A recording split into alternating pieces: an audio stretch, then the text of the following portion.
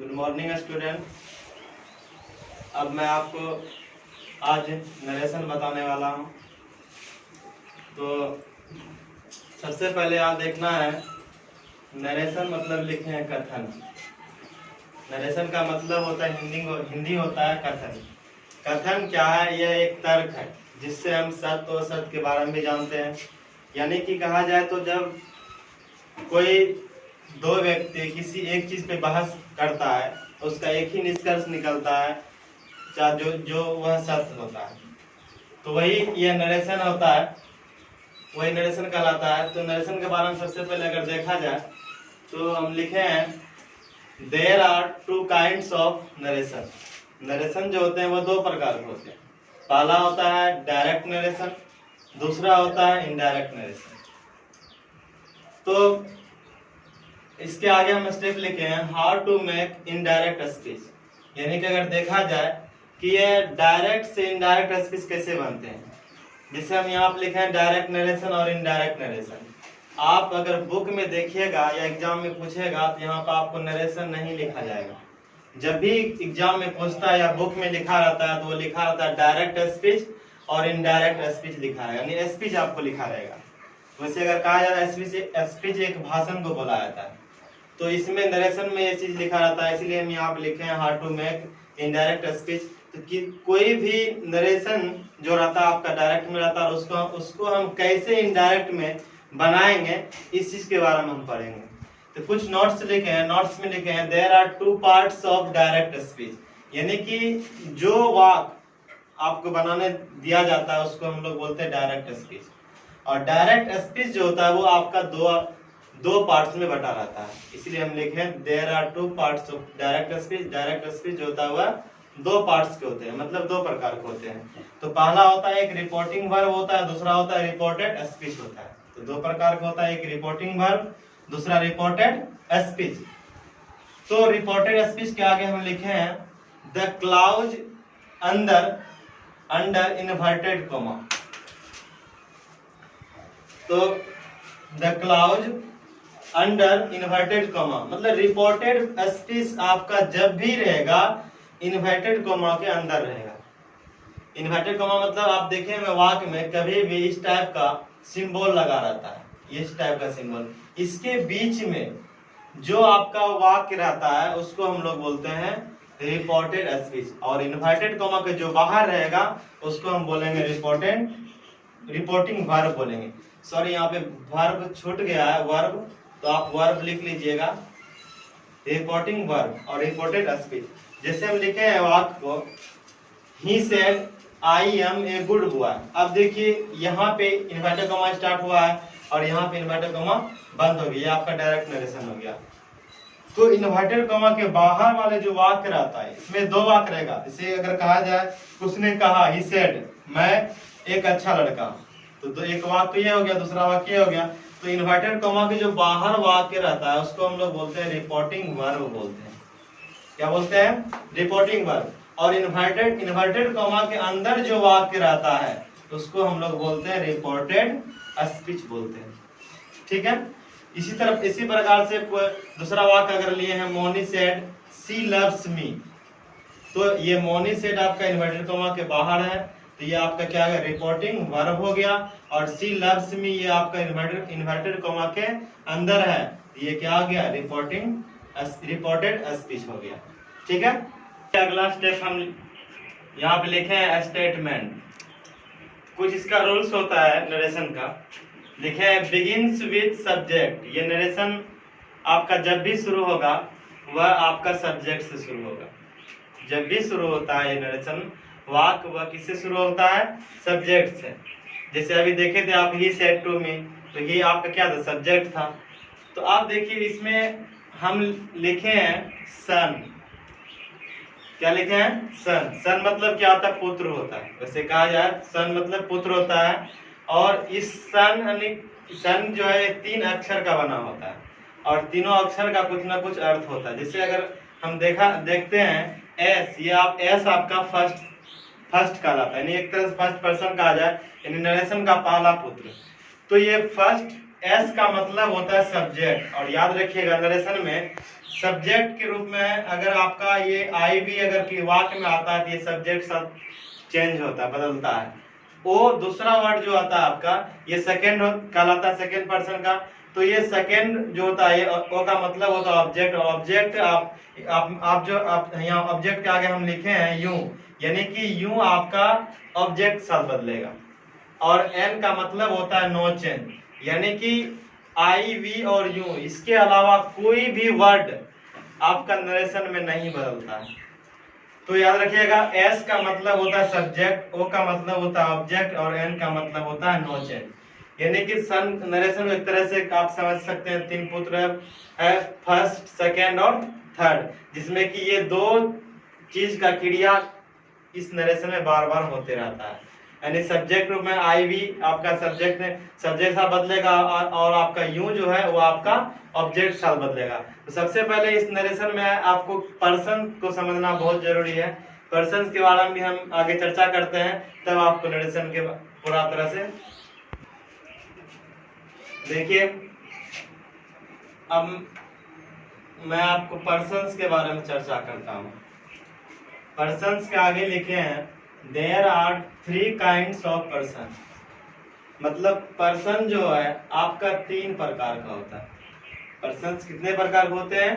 3 प्रकार के, जिसमें आपका पहला है फर्स्ट पर्सन, सेकेंड पर्सन और थर्ड पर्सन। तो फर्स्ट पर्सन जो आपका इस नरेशन में आप जो कन्वर्ट कीजिएगा वह आपका आई और वी है, फर्स्ट पर्सन। सेकेंड पर्सन आपका यू कहलाता है। और इस आई वी और यू ये तीनों वर्ड के अलावा जितने भी वर्ड होते हैं, चाहे वो सिंगुलर हो या प्लूरल हो, सारे वर्ड आपका जो होता है वह थर्ड पर्सन कहलाता है। ठीक है, अगर हम इसका परिभाषा अगर कहा जाए, कोई पूछे तो हम बोलेंगे कि फर्स्ट पर्सन किसे कहते हैं, तो बोलने वाले को फर्स्ट पर्सन कहते हैं। जैसे कि मैं अभी बोल रहा हूं तो मैं क्या हो गया? फर्स्ट पर्सन हो गया। अगर आप सुन रहे हैं तो आप क्या हो गया? आप सेकेंड पर्सन हो गए। और जिसके बारे में कहा जाता है या चर्चा किया जाता है वो आपका थर्ड पर्सन कहलाता है। यानी कि अगर आप समझ जाइए एक लाइन में कि बोलने वाले को फर्स्ट पर्सन कहते हैं, सुनने वाले को सेकेंड पर्सन कहते हैं, और जिसके बारे में चर्चा किया जाता है उसको हम बोलते हैं थर्ड पर्सन। चलिए पर्सन समझ गए। तो और कुछ पर्सन्स का ही कुछ पॉइंट हम लिखे हैं। First person changes into according to subject। First person change into according to subject, यानी कि हम इसका हिंदी अगर देखा जाए तो प्रथम पुरुष कर्ता के अनुसार बदलता है, लिखे हैं। यानी कि प्रथम पुरुष आपका जब होगा वो आपका आई और वी होगा, और यही आई और वी आपका किसके साथ बदलेगा? इसी सब्जेक्ट के साथ बदलेगा। इस चीज को याद रखना होगा। दूसरा, second person change into according to object. तो मध्यम पुरुष कर्म के अनुसार बदलता है, और आपका मध्यम पुरुष जो होगा वह आपका यूं होगा, और यही यूं आपका किसके साथ बदलेगा? ऑब्जेक्ट के साथ बदलेगा। ठीक है। अब लिखे हैं थर्ड पर्सन नो चेंज, यानी कि अन्य पुरुष नहीं बदलता है। यानी कि देखा जाए तो आई वी और यू ये 3 वर्ड छोड़ के बाकी कोई भी वर्ड आपका इस नरेशन में नहीं बदलता है। तो ये 3 वर्ड को आपको याद रखना पड़ेगा।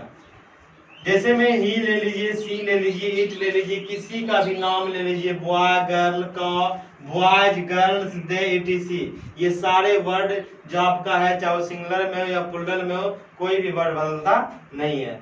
तो और नरेशन जो हम लोग पढ़ते हैं वो 3 तरह से पढ़ते हैं। एक होता है चेंज ऑफ पर्सन होता है, दूसरा चेंज ऑफ टेंस होता है, और तीसरा होता है एक change of other parts of speech के बारे में पढ़ते हैं, जो है एक स्पेशल रूल्स नरेशन का कहलाता है।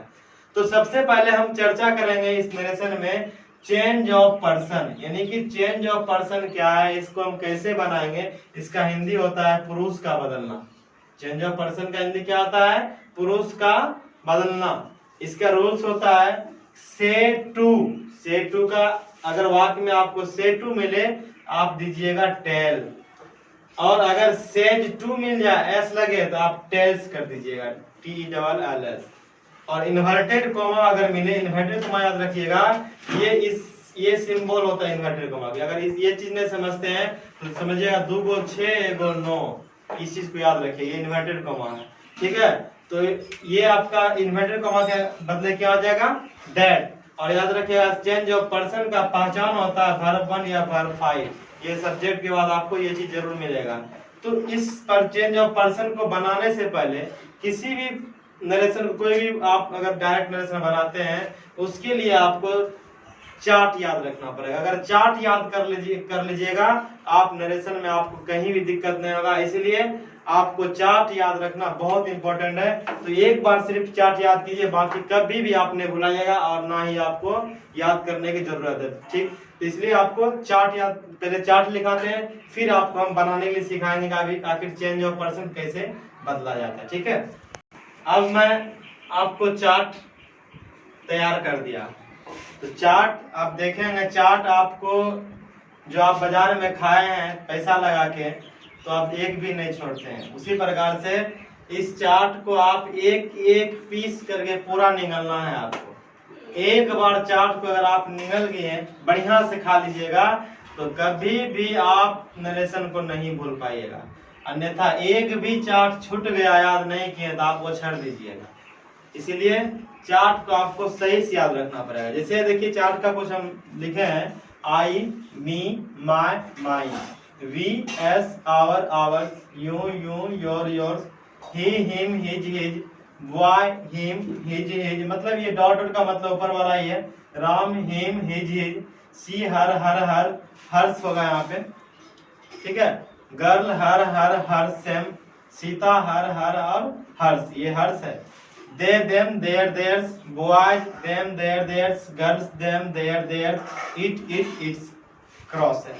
यानी कि देखा जाए तो अभी हम इससे पहले बदलने वाला दो रूप बताए थे सब्जेक्ट के साथ कौन कौन बदलता है, तो वह आई और वी बदलता है सब्जेक्ट के साथ। लिखाए थे first person change into according to subject, मतलब फर्स्ट पर्सन आपका आई वी जो है वह सब्जेक्ट से बदलता है। तो अब यहाँ पे ध्यान देना है कि आई वी हम दो ही वर्ड बताए थे, लेकिन दो वर्ड का कुछ रूप होता है, मतलब चार रूप होता है एक वर्ड का, किसी वर्ड का चार रूप होता है। यानी कि ये दोनों का रूप अगर देखिएगा चार चार 8 रूप है। देखिए I, me, my, my, we, us, our, our, यानी कि 4 दूना 8, ये 8 वर्ड आपका सब्जेक्ट के साथ बदलेगा, बल्कि ये 2 ही वर्ड नहीं 8 वर्ड। और यू हम बताए थे ऑब्जेक्ट के साथ बदलेगा आपका यू, तो यू का भी 4 रूप होता है। ये चारों रूप आपका जो है ऑब्जेक्ट के साथ बदलेगा, और ये 4 या 12 टोटल बदलने वाला होता है। और अगर इस 12 वर्ड को छोड़ दें तो बाकी दुनिया का कोई भी वर्ड आपका नरेशन में नहीं चेंजिंग होगा। हाँ, वैसे स्पेशल उसमें कुछ रूल चेंज होता है, लेकिन इस चीज में नहीं होगा। अब देखिए, लेकिन आपको याद रखना होगा ही का रूप एक याद रखना, ही, हिम, हिज, हिज। ही किसी भी पुरुष जाति वाला या किसी भी लड़के जाति का नाम जो भी हो वो ही के रूप पे ही समान चलता है। जैसे देखिए बॉय का सेम रूप चला है, राम का सेम रूप चला है, वही तो किसी भी लड़का का ही पे समान चलता है। और सी का अगर देखा है, सी, हर, किसी भी लड़की का नाम हो तो वह सी के समान होता है। और वह सिंगुलर हो, चाहे लड़का में प्लुरल हो या लड़की में प्लुरल हो, सब जो है सब का रूप आपका दे पे चलता है। दे, देम, देयर और देयर, इस पे चलता है। जैसे इसको पहचानने के तौर पे हम अगर देखें डायरेक्ट और इनडायरेक्ट कुछ वाक्य को आपको बताते हैं, तो इस वाक्य को आप समझिएगा गौर से। जैसे हम लिखेंगे he says to me, inverted comma start कर देंगे, I, me, my, mine, and you, your, yours। ये सिर्फ आपको बताने के लिए हम कैसे चेंज करने के लिए बता रहे हैं। उसके बाद वाक्य पे हम कुछ अलग टाइप से बताएंगे। जैसे हम इससे पहले देखिए हम बताए थे कि चेंज ऑफ पर्सन जब भी शुरू होता है वर्ब 1 या वर्ब 5 से। देखिए आपका ये सेज क्या है, वर्ब 5 है। ठीक है, तो आज याद रखिएगा ये शुरू वाला वर्ड आपका क्या कहलाता है, सब्जेक्ट, बाद वाला वर्ड क्या कहलाता है, ऑब्जेक्ट। तो शुरू वाला जो ही होता है उसको सेम आप उतार दीजिएगा। ये सेज टू का इससे पहले हम बता दिए कि क्या होता है, टेल्स होता है, बता दिए, तो आप टेल्स उतार दीजिएगा, मी उतार दीजिएगा। और ये इन्वर्टेड कॉमा जो है आपका, इस इन्वर्टेड कॉमा का होता है दैट, हम लिख चुके हैं इससे पहले। अब आई बदलेगा ही के साथ, क्यों?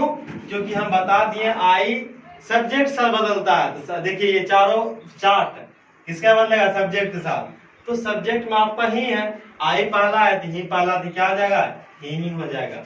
मी दूसरा है, ही का दूसरा क्या आ जाएगा, हिम हो जाएगा। मा तीसरा है, ही का तीसरा देखिए चार्ट में क्या है, हिज है, तो हिज हो जाएगा। माइन भी तीसरा है, क्योंकि माइन भी सब्जेक्ट सा बदलेगा। चौथा क्या है, चौथा हिज है। एंड फिर देखिए एंड तो नहीं है बदला, क्योंकि एंड तो थर्ड पर्सन है। हम तो आई वी और यू के बारे में चर्चा किए। अब देखिए यू है, यू बदलता है किसके साथ, ऑब्जेक्ट के साथ। ऑब्जेक्ट में आपका क्या है, मी है, तो यू आपका पहला है, मी का पहला क्या होगा, आई होगा। यहाँ पे क्या दीजिएगा, आई। फिर देखिए यू दूसरा है तो मी का दूसरा क्या होगा, मी ही होगा। योर तीसरा है, योर तीसरा है तो मी का तीसरा क्या होगा, माई। फिर योर चौथा है तो माइन, मी का चौथा क्या आ जाएगा, माइन। यहाँ पे क्या आ जाएगा, माइन। ये आपका बन गया इनडायरेक्ट नरेशन। इसी तरह आपको पुट करना है। एक और हम बताते हैं, लिखते हैं, boys say to him, inverted comma start, we us our, ours, and she her, her, hers, direct. अब देखिए इसका जब हम वाक्य बनाएंगे तो याद रखिएगा, बॉयज है तो क्या करेंगे, बॉयज, ये आपका सब्जेक्ट हो गया और ये आपका ऑब्जेक्ट हो गया। ये आपको सिर्फ पहचानने के लिए बता रहे हैं, लिखने की कोई जरूरत नहीं है। तो से टू का हम बताए थे टेल होता है, ठीक है। और हिम है तो सेम हिम उतर जाएगा, और इन्वर्टेड कॉमा क्या आ जाएगा, दैट। अब देखिए ये वी बदलेगा, किसके साथ बदलेगा, हम बताए थे कि आई और वी ये दोनों वर्ड जो है सब्जेक्ट के साथ ही बदलता है। तो वी जब सब्जेक्ट से बदलेगा तो बॉयज है। और किसी में बताए थे, देखिए अगर बॉयज में अगर एस हटा दे तो ये ही के समान चलेगा, ही के रूप पे। लेकिन अगर एस है तो ये प्लूरल है, ये बॉयज किसके रूप में चलेगा, दे के रूप में चलेगा। यानी दे, किसी का भी प्लूरल रूप क्या होता है, टी दे होता है। तो हम अगर वी बदलेंगे बॉयज के साथ तो बॉयज का प्लूरल दे होता है, पहला क्या आ जाएगा, दे। अब दूसरा है यस, यस भी सब्जेक्ट का बदलेगा। यस जब सब्जेक्ट का बदलेगा बॉयज, बॉयज का देखिए यहाँ पे दूसरा क्या है, देम ही है ना, यानी कहा जाए दे का दूसरा क्या है, देम। तीसरा यस, फिर सब्जेक्ट का बदलेगा तो बॉयज का ही तीसरा देखें क्या होगा, देयर, यहाँ हम क्या दे देंगे, देयर दे देंगे। चौथा देखिए आपका आवर्स है, आवर्स भी सब्जेक्ट का बदलेगा, बॉयज का देखिए चौथा क्या होगा, देयर्स, यहाँ क्या आ जाएगा, देयर्स। या आप दे का रूप याद कर लीजिए, दे का चौथा दे दीजिए, देयर्स हो गया। अब एंड है तो एंड लिखेंगे। अब देखिए सी हर, हर्स, तो सी किसके साथ बदलेंगे, बोलो, सब्जेक्ट के साथ या ऑब्जेक्ट के साथ, सी किसके साथ बदलना है, सब्जेक्ट या ऑब्जेक्ट के साथ, ऑब्जेक्ट। नहीं, गलत हो गया। ये सी कभी भी नहीं बदलता है। हम आपको ट्राई कर रहे थे क्योंकि बताया कि ये 4 या 12 वर्ड ही बदल सकते हैं। 8 वर्ड आपका सब्जेक्ट सा बदलेगा और ये 4 वर्ड आपका यू का ऑब्जेक्ट सा, और बाकी दुनिया का कोई भी वर्ड आपका नहीं बदलेगा। समझ गए। और वह स्पेशल रूल में कुछ रूल बदलता है, लेकिन बताया थे ये सारे के सारे वर्ड नहीं बदलते हैं। तो आप देखिए क्या हमारा जो है ये सी बदलेगा, सी हर हर नहीं बदलेगा, नहीं बदलेगा तो सीधा सीधी जैसा लिखा है उसको सेम टू सेम उतार देना, कुछ नहीं करना, इसमें दिमाग ही नहीं लगाना है। थर्ड पर्सन आ गया तो थर्ड पर्सन क्या लिखाते हैं हम, थर्ड पर्सन नो चेंज, तो ये आपका क्या बन गया, indirect narration. Third person no change, सिर्फ आपको याद रखना आई वी का रूप सब्जेक्ट से बदलना। अगर हम पूछे माइन किसके साथ बदलेगा, सब्जेक्ट के साथ, आवर किसके साथ बदलेगा, सब्जेक्ट के साथ, योर किसके साथ बदलेगा, ऑब्जेक्ट के साथ। हम पूछेंगे देम किसके साथ बदलेगा, तो नो चेंज, क्योंकि ये सारे के सारे वर्ड क्या है, नहीं बदलता। तो आज तक के लिए इतना ही। फिर आगे नेक्स्ट दिन आपको इससे आगे हम बताएंगे और कुछ होमवर्क भी मिलेगा। Thank you.